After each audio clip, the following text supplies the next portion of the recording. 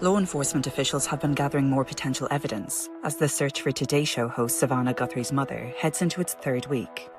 The FBI said Sunday that a glove containing DNA found a couple of miles from Nancy Guthrie's home appears to match those worn by a masked person outside her house the night she disappeared. Nancy Guthrie did not just disappear.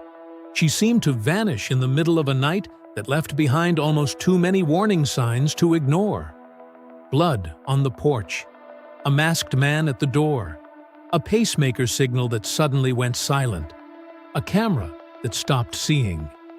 And then, just minutes after investigators believed she was taken, a car was caught moving through the darkness not far from her neighborhood. Not parked, not passing casually, moving fast enough to force one terrifying question. Was that car simply in the wrong place at the wrong time? Or was it carrying the missing chapter of this entire case? Because this is what makes the Nancy Guthrie investigation so unsettling. The deeper you go, the less it feels like a random disappearance, and the more it begins to look like a sequence. A sequence of movement, timing, interruption, at control. And if that speeding vehicle really matters, then the truth may not be hiding in a confession or a dramatic breakthrough. It may be hiding in a route, in a timestamp, in one silent stretch of road just after the critical window closed. Before we break this case down piece by piece, take a second to like this video and subscribe to True Crime Bond, because in cases like this, the smallest detail can change everything.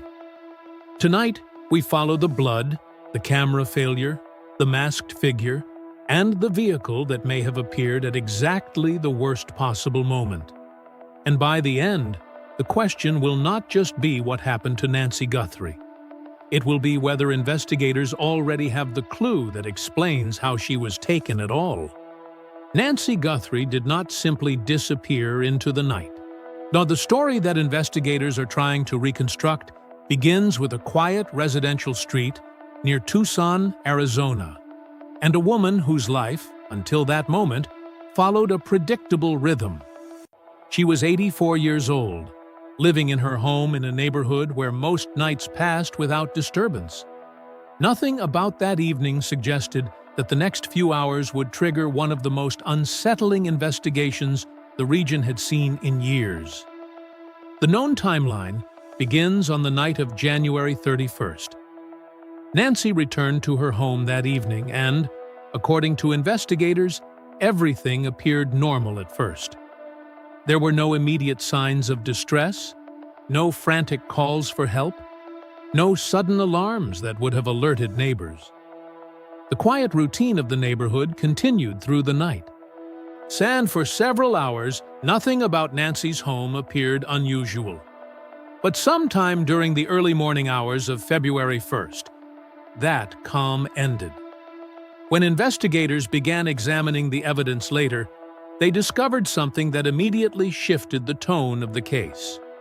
On the porch outside Nancy's home were drops of blood. Authorities later confirmed that the blood belonged to Nancy herself. That discovery suggested that whatever happened at the house did not end peacefully. Something had occurred outside the front entrance that indicated physical harm or struggle. The next discovery made the situation even more disturbing. Doorbell camera footage from the home captured a masked individual approaching the property around the time Nancy is believed to have disappeared. The person's face was concealed, and the figure appeared to be carrying a backpack. What drew investigators' attention was not only the presence of this masked person, but what happened next. The individual appeared to tamper with the doorbell camera itself. Soon after that interaction, the camera stopped transmitting. At roughly the same time, Nancy's pacemaker monitoring system also lost connection. For investigators trying to understand the timeline, those two disruptions mattered enormously. A doorbell camera suddenly going offline might be dismissed as a technical problem under ordinary circumstances. A medical monitoring device disconnecting could also have a benign explanation. But when both events occur close together, during the same time window, When a masked person is seen near the home, the pattern becomes far more difficult to ignore. Authorities believe that Nancy was likely taken from her home during this same early morning period. The discovery of blood on the porch reinforced the belief that she did not leave voluntarily. Instead, investigators began to treat the case as a possible abduction. From that moment forward, the focus of the investigation expanded rapidly. Detectives began canvassing the neighborhood for surveillance footage. They examined nearby homes, street cameras, and any devices capable of capturing activity during the hours surrounding Nancy's disappearance. In modern investigations, these digital witnesses often provide the first clues about movement and timing, and movement quickly became one of the most important aspects of the case. Early reports indicated that a suspicious vehicle had been seen in the area around Nancy's neighborhood. At first, the sighting was just one detail among many. In a residential area, cars come and go throughout the night. Without additional context, a vehicle passing through the area would not automatically raise alarm, but investigators did not treat the sighting lightly. In cases involving possible abduction, vehicles often play a crucial role. They can reveal how a suspect arrived, how quickly they left, and whether the act involved planning or improvisation. Because of that, detectives began requesting additional surveillance footage from residents in the surrounding area, hoping to identify any vehicle movements that coincided with the time Nancy vanished. As the investigation progressed, another piece of footage emerged. This footage showed a car traveling along a road approximately 2.5 miles from Nancy's home. The vehicle appeared to be moving at high speed, and the timing of the footage placed it within minutes of the window during which Nancy is believed to have been taken. The discovery of that clip did not immediately confirm anything. Authorities made clear that the vehicle had not been conclusively connected to the disappearance. However, the timing and location were enough to bring the vehicle into focus as a potential lead. If that car was unrelated, it would eventually be ruled out through investigation. But if it was connected, it could represent the first glimpse of movement away from the crime scene. For investigators, the challenge was determining whether the vehicle was simply passing through, or whether it was part of the same sequence that began at Nancy's front door. While the public followed these developments closely, the detectives were working through a far more complex process behind the scenes. They were not only examining surveillance footage, but also evaluating physical evidence recovered from the scene. Among the evidence collected was mixed DNA found at the home. Mixed DNA means that more than one person's genetic material was present. That alone does not prove a crime. Homes naturally contain traces from visitors, service workers, family members, and countless other contacts accumulated over time. But in a disappearance investigation, any biological evidence must be examined carefully. Investigators began analyzing those samples, comparing them with known profiles, and running them through forensic databases when appropriate. So the goal was not to jump to conclusions, but to determine whether any DNA present could be linked to a person with no legitimate reason to have been inside or near Nancy's home. While those laboratory examinations continued, detectives pursued additional physical clues connected to the case. At one point, investigators examined a glove that had been found several miles away from Nancy's house. For a brief period, the object drew attention as a possible piece of evidence linked to the disappearance. But forensic analysis eventually revealed that the glove belonged to a restaurant worker and had no connection to the case. That outcome illustrates something investigators confront constantly. Not every lead will produce results. Some clues that appear important at first will ultimately prove unrelated. Eliminating those possibilities is still progress, because it allows detectives to concentrate their efforts on the evidence that truly matters. As the weeks passed, authorities continued reviewing surveillance footage and collecting tips from the public. Sheriff Chris Nanos, who has been closely involved in the investigation, stated publicly that investigators believe Nancy was targeted. That statement carried significant implications. A targeted abduction suggests that the offender had a specific reason to approach Nancy's home.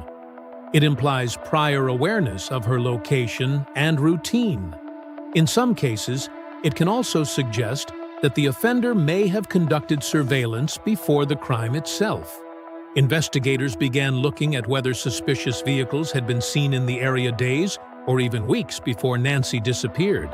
And if someone had been observing the neighborhood ahead of time, those earlier appearances could provide valuable context for the events of that night. During this stage of the investigation, detectives were also examining reports of possible internet disruptions in the area during the same time frame. While such disruptions can occur for many reasons, the possibility that electronic interference might have affected cameras or devices was something investigators needed to consider. Every detail had to be evaluated against the developing timeline. And that timeline was beginning to reveal a pattern that investigators believed could eventually explain what happened. The first element of that pattern was the masked person approaching Nancy's home. The second was the tampering with the doorbell camera. On the third was the sudden disconnection of the pacemaker monitoring signal. The fourth was the blood evidence discovered outside the house. Then came the possible vehicle movement captured on camera a short distance away. Taken individually, each piece of information might appear incomplete.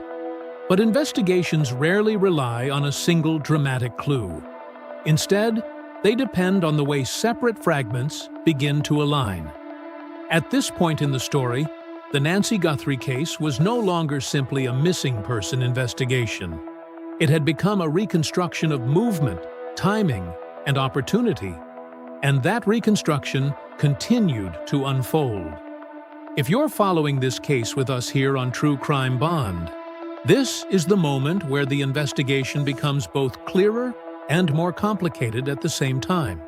So take a moment to like this video and subscribe to the channel, because the next part of this timeline reveals how detectives began narrowing the possibilities surrounding that critical night. When investigators believe a person has been taken against their will, they must answer several essential questions. How did the suspect approach the home? How did they leave without immediate detection? And what route did they take after the crime occurred? The answers to those questions often depend on vehicles. Cars leave traces in ways that people sometimes underestimate. Surveillance cameras capture them. Tire marks reveal where they traveled. Digital records can show when and where a vehicle moved. Even microscopic particles inside a car can later connect it to specific locations. Because of that, the detectives began examining vehicle leads with extraordinary care. The footage of the speeding car 2.5 miles away became part of a larger effort to map possible routes away from Nancy's neighborhood. Investigators compared the time the car appeared on camera with the estimated window of the abduction. If the timing matched, it could suggest that the vehicle was leaving the area quickly. If the timing did not align, the vehicle might simply be another unrelated traveler on the road that night. The only way to determine the truth was to collect additional footage from surrounding areas and compare the movements of vehicles captured by multiple cameras. This process can take weeks or even months. Each camera records only a small slice of time and space. But when enough cameras are analyzed together, investigators can sometimes trace a vehicle's path through an entire city. While detectives continued examining surveillance footage, they also pursued the forensic evidence collected from the scene. Any trace material, biological sample, or environmental particle discovered at Nancy's home had to be carefully documented and tested. Those examinations were designed to answer a simple but powerful question. Did any piece of evidence connect the crime scene to a person, object, or location outside the house? The possibility that the suspect may have had help also remained under consideration. Sheriff Nanos has stated that investigators are examining whether more than one individual could have been involved in the abduction. If that were the case, the sequence of events might include multiple vehicles, multiple routes, and multiple participants working together. As the investigation continued, authorities emphasized that they were reviewing a large volume of tips from the public. In high-profile cases, thousands of leads can emerge, and each must be examined carefully. Some will lead nowhere. Others will confirm details investigators already know. But occasionally, a single piece of information will provide the missing link between separate clues. To encourage additional information, authorities and Nancy's family announced significant rewards for credible tips that could lead to her recovery. The FBI offered up to $100,000, and the family later added a reward of $1 million for information that could help locate Nancy. Those offers reflect both the urgency and the uncertainty surrounding the case. As of the latest updates, Nancy Guthrie has not been found, and no suspect has been publicly identified. Investigators continue to examine evidence, compare timelines, and review surveillance footage that could reveal the sequence of events that occurred during those early morning hours.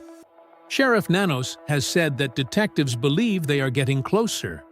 That statement does not mean the mystery has been solved, but it suggests that investigators believe the evidence is beginning to form a clearer picture of what happened. The Nancy Guthrie case remains open. The masked person seen at the doorbell camera has not been identified publicly. The blood evidence confirms that something violent or forceful occurred outside the home. The mixed DNA continues to be analyzed, and the suspicious vehicle sightings are still being compared with surveillance footage. And the car seen speeding 2.5 miles away continues to raise questions that investigators have not yet answered. Was it connected to the disappearance? Or was it simply another vehicle on the road that night?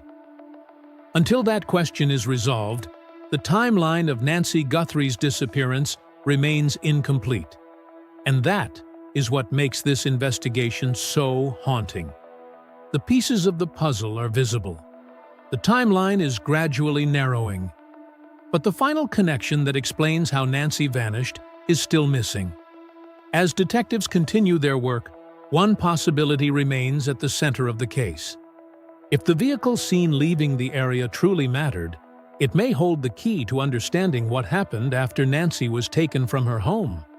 Because sometimes the most important clue in an investigation is not a weapon, a confession, or a witness statement. Sometimes it is motion, a car traveling through the darkness at exactly the wrong moment. And until investigators determine whether that movement was part of the crime or simply coincidence, the question at the heart of this case remains the same. What really happened to Nancy Guthrie that night?